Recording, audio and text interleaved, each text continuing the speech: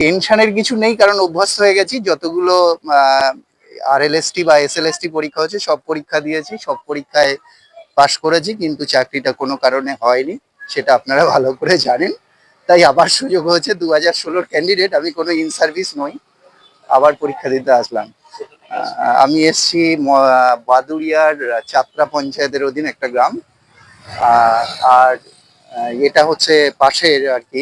আর honours একটা seat আমার আছে অশোকনগর বয়েজ সেকেন্ডারিতে। সুযোগ হয়েছে, আর একবার দিলাম, দেখি এক্সাম। চাপের বলতে আমাদের মতো ছেলেমেয়েরা সব মেনে নিয়েছে আর কি, যে এটা এরকমই ব্যাপার, দেখা যাক কি হয়। ভেবেছিলাম 12টায় এক্সাম, কিন্তু কালকে সন্ধ্যার আগেই দেখলাম তো চেয়ারম্যান একটা প্রেস কনফারেন্স করে বললেন 10টার মধ্যে চলে আসতে হবে। ভয়ে চলে আসলাম, যে যদি কোনো কারণে ঢুকতে না দেয়। চলে এসেছি আর কি।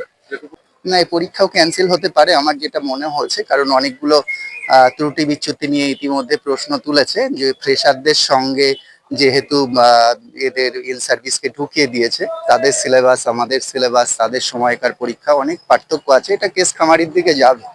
সেইভাবে তবুও কি বেকারত্বের জ্বালা মেটাতেই চলে আসা, আর কিছু না। দেখা যাক কি হয়।